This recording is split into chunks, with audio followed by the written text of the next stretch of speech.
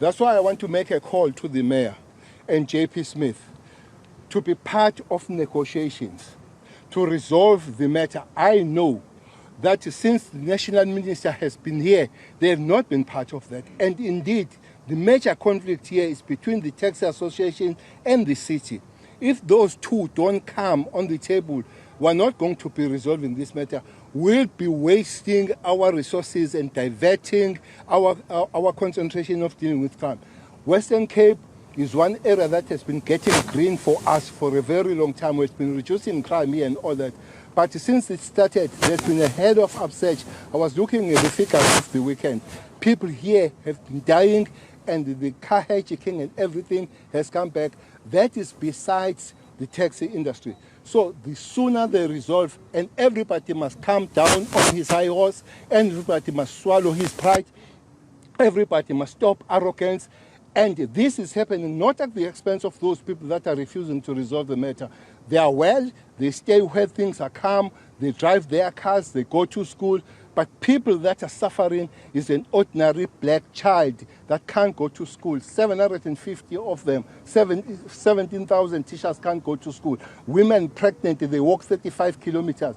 On behalf of those people, people must swallow their pride, come together, and we take a point of difference respectfully with the minister when he says that we should be at the negotiating table. I think he says it best when he says that we should never negotiate with criminality.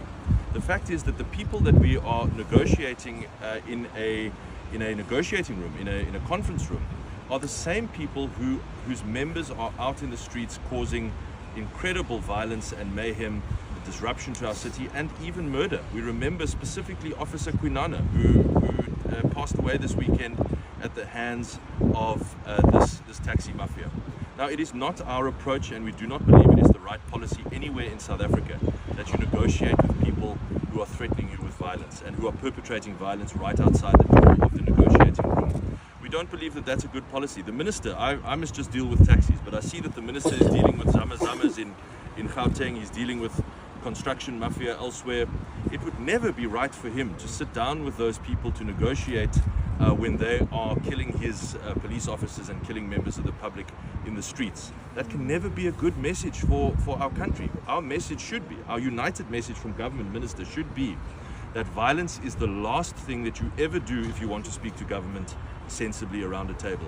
If you engage in violence, you will never get a hearing from the government. Then this industry and other criminal syndicates around the country will learn that if you engage in violence, that is the number one way to close the door to any further negotiations and progress with the government. So we've taken a principled position that we will not speak with those who are perpetrating violence until it stops.